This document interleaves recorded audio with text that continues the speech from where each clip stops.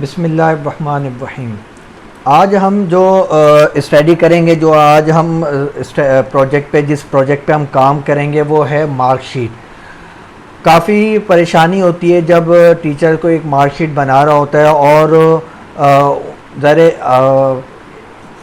एक एक टीचर के पास काफ़ी स्टूडेंट्स होते हैं और उनको अगर एक्सेल पे काम करना नहीं आता हो या एक्सेल पे उनको परसेंटेज या मार्कशीट वगैरह नहीं बनाने आती हो तो बहुत एक टाइम कंज्यूमिंग एक्टिविटी हो जाती है, जिससे बाज़ औक़ात बंदा बेजार भी हो जाता है।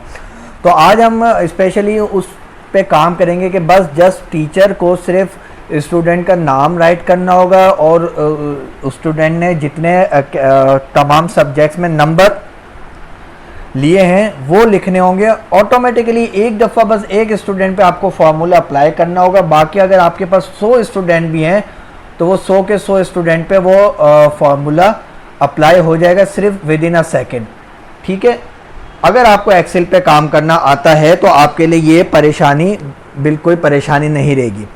तो एक हम जस्ट एक रफली सा डेटा एक लेते हैं कि एक ABC स्कूल है, क्लिफ्टन ब्रांच कराची की है। ठीक है, फर्स्ट लेट सपोज मेरे पास स्टूडेंट है 20 स्टूडेंट हैं, टोटल स्टूडेंट मेरे पास 20 स्टूडेंट का डेटा है मेरे पास। ठीक है, स्टूडेंट के नाम राइट कर लेते हैं। आदिल, उस्मान, सना, वसीम, नादिया, अंबर, खालिद, अदनान, दानिश, रहमान, अब्दुल रहमान, आरिफ, साजिद,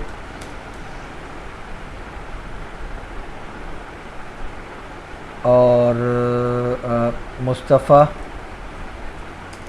आज़िब, आतिफ, बिलाल, अनस, आशिर। ठीक है, कितने हो गए ये तकरीबन 18 स्टूडेंट हैं। ठीक है, अब लेट सपोज कि आदिल ने जो इंग्लिश में लिए हैं 45 मार्क्स, इसी तरह उस्मान ने लिए हैं 47 मार्क्स, सना ने लिए हैं 56 मार्क्स। ठीक है, इसी तरीके से ये पूरा हम एक रफली सा डेटा लिख लेते हैं। आपके पास जो जो आ रहा है वो आप वो लिखिएगा, मैं एक रफली सा डेटा लिख लेता हूँ। ठीक है जी,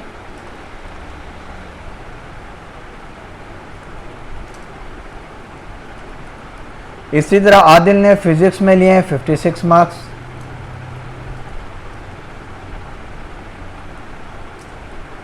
ठीक, केमिस्ट्री में आदिल ने लिए हैं 45 मार्क्स। ठीक है जी, ये रफली सा डेटा आपके पास जो आ रहा है वो आप लिख लीजिएगा। ठीक है, पाकिस्तान स्टडीज़ में आदिल ने लिए हैं 54 मार्क्स।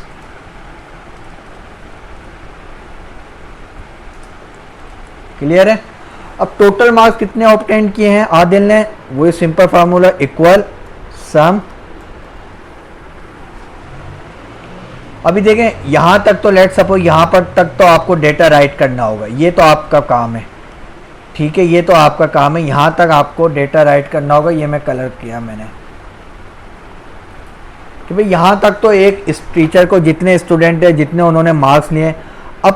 अब आता है फार्मूला, अब आती है आपकी एक्सेल एक्सपर्टीज। ऑब्टेन मार्क्स सिर्फ अब एक पे फार्मूला में लगाना है, सिर्फ इक्वल सम, ब्रैकेट ओपन, वो यहां पर सिलेक्शन करेंगे, ब्रैकेट क्लोज, इंटर। टोटल कितने मार्क्स हैं, अगर एक पेपर 100 का है तो यहां पर टोटल 4 हैं तो 400। परसेंटेज कितनी है 400। क्लियर। अब परसेंटेज कितनी है, परसेंटेज का फॉर्मूला क्या करेंगे, इक्वल, ठीक है, this cell divide this cell, 0.5 आ गया। अब यहां पर आप देख रहे हैं ये चीज, इसको क्लिक कर देना आपको। सिंपल क्या किया आपने, दोबारा मैं आपको बताता हूं परसेंटेज का फॉर्मूला क्या है, इक्वल ऑब्टेन मार्क्स को डिवाइड कर दिया टोटल मार्क्स से, इंटर किया, और यहाँ पर ये वाला जो परसेंटेज का साइन आपको नज़र आ रहा होगा इस पर आपको क्लिक कर देना है, तो ये आगे 50%। अब क्या, अब आपको ग्रेड बताना है कि जी आए कि इसने A+ लिया है, A ग्रेड लिया है, B लिया है, C लिया है, D लिया है या फेल हुआ है। अब क्राइटेरिया होता है एक, A+ ग्रेड वो होता है जो 80 या 80+ हो, A ग्रेड वो होता है जो 70 या 70+ हो, C वो होता है जो कि 60+ हो, D वो होता है जो 40+ हो, D से नीचे अगर 40 से नीचे है तो फेल हो गया। अब हम वो क्राइटेरिया यहाँ पर बयान करेंगे, यहाँ पर हम एक क्यूरी की शक्ल में वो क्राइटेरिया लिखेंगे। तो मेन अब यहाँ पर आपका रोल शुरू होता है क्राइटेरिया किस तरीके से आप डिज़ाइन करते हैं। अब ये देखें मैं डिज़ाइन कर रहा हूँ और क्राइटेरिया देखें मैं किस तरीके से डिज़ाइन कर रहा हूँ। इसकी लैंग्वेज पे आप गौर कीजिएगा, इक्वल इफ ब्रैकेट ओपन कि भाई दिस सेल, सेल सेलेक्ट किया कि अगर ये सेल ग्रेटर है या इक्वल है 80 के 80% से, अगर ये सेल बड़ा ग्रेटर है या इक्वल है तो को हम लिखेंगे कॉमे की सूरत में, तो क्या है, A ग्रेड है, inverted comma open, A+ grade है।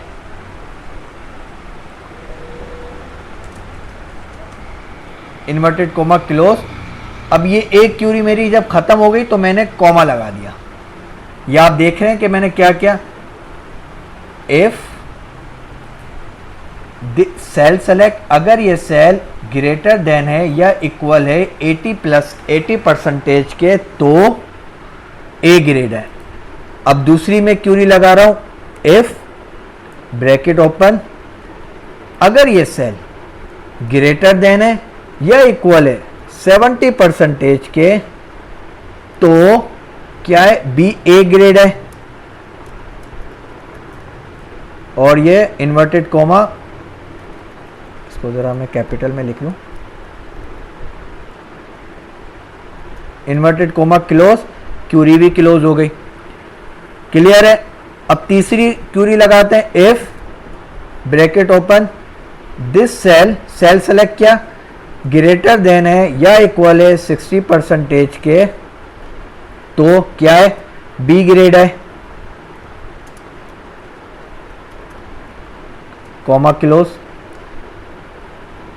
और ये क्यूरी भी क्लोज हो गई। फिर चौथी क्यूरी, इफ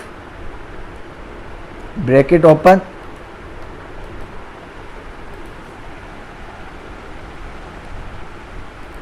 अब हम लगाएंगे चौथी क्यूरी, ठीक है,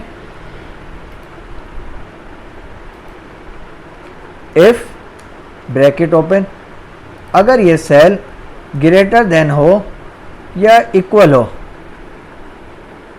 ठीक है, ग्रेटर देन हो या इक्वल हो 50% के तो क्या है, C ग्रेड है, inverted comma open, C grade है, GRAD, इन्वर्टेड कॉमा क्लोज।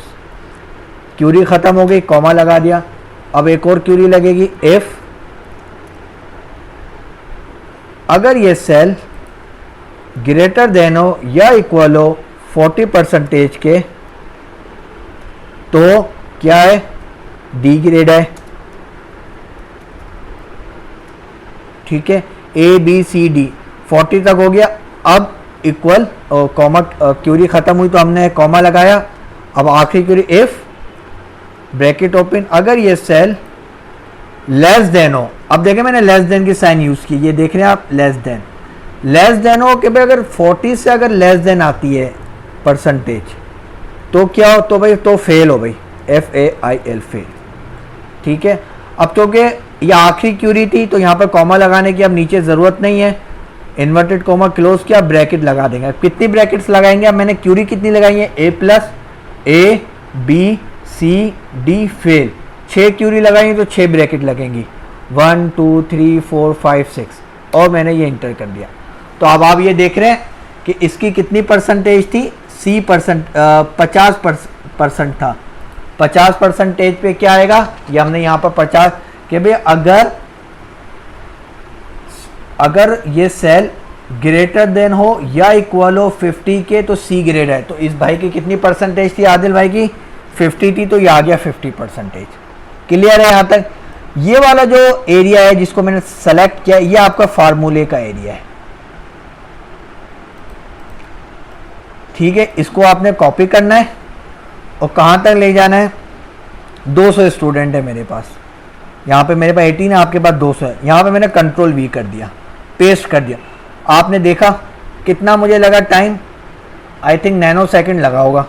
यहाँ पर मुझे पता चल गया कि जी आशिर का A+ है क्योंकि इसकी 86 है, अनस का 84 है, इसका 80+ % है तो A+ है, बिलाल की भी 80+ है तो A+ है, आतिफ की 80 है तो A ग्रेड है, क्यों आजिफ की 78 है तो A ग्रेड है। ये देखें, क्लियर है यहाँ तक? एक बहुत मज़ेदार चीज़ आपको मैं बताने लगा हूँ, ये आप देख रहे हैं, मैंने क्यूरी ये लगाई थी कि अगर 70% हो सेल सेलेक्ट में या इक्वल हो, कि भाई अगर सेल में जो परसेंटेज आ रही हो वो 70 के इक्वल हो या 70 से बड़ी हो तो A ग्रेड है। लेकिन आप यहाँ पर ये देख रहे हैं ये B ग्रेड आ रहा है, ऐसा क्यों? हालांकि परसेंटेज तो 70 है और हमने क्यूरी लगाई है कि भाई परसेंटेज 70 हो या इससे बड़ी हो तो A ग्रेड है, लेकिन यहाँ पर आ रहा है B। वो इस वजह से क्योंकि ये जो है 70 नहीं है, ये है 69.8। तो एक बात का ख्याल रखिएगा, जब भी आप परसेंटेज लगाते हैं तो यहाँ पर आप ये देखें इंक्रीज डेसिमल का एक आ रहा होगा, इंक्रीज डेसिमल ज़रूर कीजिएगा, क्योंकि मार्क्स परसेंटेज में ना आपने देखा होगा कि जब मेडिकल टेस्ट होता है तो रिज़ल्ट जब अनाउंस होता है तो वो परसेंटेज में पॉइंट्स में भी उसमें लिखा हुआ होता है, क्योंकि स्टूडेंट्स है ना 0.0102 से भी सीट लूज़ कर जाते हैं। तो यहाँ पर आप इस तमाम को सेलेक्ट कीजिएगा आखिर में और इंक्रीज डेसिमल कीजिएगा। अब आपको कितने इंक्रीज करने? 2 करने। यहाँ पर देखें 1 किया तो ये पॉइंट के बाद 1 डेसिमल बढ़ा, दूसरा किया तो दूसरा डेसिमल बढ़ा। वो एक्चुअली इसमें ये हुआ था कि इसमें ये राउंड ऑफ हो गया था तो इस वजह से 70 हो गया था। ये देखें मैं आपको बता रहा हूँ, इसकी मैं बात कर रहा हूँ, ये आप देखिएगा, ये देखें राउंड ऑफ हो गया तो ये 70 हो गया था, हालांकि ये 70 नहीं है, ये कितना है, ये 69.75 है। तो ये आपको वो कर देना है 1 डेसिमल 2 डेसिमल, तो ये 2 डेसिमल तक हो जाए। तो अब आप ये देखें, अब आपका रिजल्ट बिल्कुल आपको भी समझ आ रहा होगा। क्लियर है? तो जब भी ग्रेड की बात करें तो ये मैं आपको एक नॉलेज के लिए एक बात कह रहा हूँ, ये एक्सेल से हट के बात है, तो हमेशा परसेंटेज के बाद 2 डेसिमल ज़रूर कीजिएगा। कभी भी किसी भी को भी रिज़ल्ट अनाउंस करें तो 63 अगर परसेंटेज है तो 60, अगर 67% है तो उसके बाद उसके लाजमी पॉइंट्स भी आ रहे होंगे कि 67.25, 67.3, वो भी लाजमी लिखिएगा, क्योंकि बाज़ औक़ात जो स्टूडेंट होता है वो 0.0102% से अपनी सीट या अपना ग्रेड लूज़ कर देता है। आ रही है आपको मेरी बात समझ? क्योंकि यहाँ पर हमने एक फॉर्मूला लगाया हुआ था तो यहाँ पर 70% आने के बाद भी इसने B ग्रेड ही दिखाया, क्योंकि ये कंप्यूटर है, इसको हमने क्यूरी दी हुई थी, इसने बिल्कुल एक्यूरेट दिखाया, हालांकि 70 नहीं था, ये 69.75 था। ठीक है, क्लियर है? तो ये ग्रेडिंग का ये एक मार्कशीट बनाने का फॉर्मूला होता है। अब आपको कुछ नहीं करना होता जी, आपको सिंपल इसकी प्रिंट आउट निकाला, आपने प्रिंसिपल के सामने रख दिया और 200 स्टूडेंट का डेटा आपने, मेरे ख्याल में मुश्किल से सिर्फ आपको ये वाला हिस्सा टाइप करना होगा और बाकी ये वाला हिस्सा तो आपका जस्ट नैनो सेकंड में आ जाता है। तो ये आपकी मार्कशीट बन गई। ज़्यादा आपको जो है फोकस करने की ज़रूरत है वो इस चीज़ पे फोकस करने की ज़रूरत है कि यार ये मैंने फार्मूले की लैंग्वेज क्या यूज़ की है। तो वो अगर ये लैंग्वेज सही तरीके से पढ़ ली, सही तरीके से याद कर ली, सही तरीके से समझ ली, तो इट मीन्स कि आपने, अच्छा इस लैंग्वेज अगर आपने कहीं भी गलती कर दी, फ़र्ज़ करें इस कॉमा की जगह मैंने इक्वल लगा दिया तो ये आ जाएगा फॉल्स। फॉल्स का मतलब होता है फॉल्स आ जाएगा या कोई भी एरर आ जाएगा, इट मीन्स कि आपने कहीं ना कहीं फार्मूले में गलती की। तो आपको पढ़ना है फार्मूला, हाँ यार मैंने फार्मूले में इक्वल की जगह मुझे यहाँ पे कॉमा लगाना था। अब मेरी प्रैक्टिस है तो मुझे पता है कि मैंने कहाँ मिस्टेक की थी, तो ये मेरा फार्मूला क्लियर आ गया। क्लियर है यहाँ तक? ओके, यहाँ तक समझ आ गया आई थिंक। मेरे ख्याल में इसमें आपको कोई रॉकेट साइंस नहीं है, सिर्फ और सिर्फ आपको ये वाला फार्मूला पढ़ने की, याद करने की, समझने की ज़रूरत है। बाकी परसेंटेज का आपने देख लिया था कि भाई क्या होता है, ऑब्टेनिंग मार्क्स को डिवाइड कर देना है टोटल मार्क्स से और आपको ये वाली साइड सेलेक्ट कर लेनी है। क्लियर है? ठीक है जी, आज का हम यहीं तक ही रखते हैं। इंशाल्लाह फिर नेक्स्ट में हम कुछ नया सीखेंगे, कुछ जिसमें आपको काफ़ी इंफॉर्मेटिव नॉलेज मिले। ओके जी, अल्लाह हाफिज़।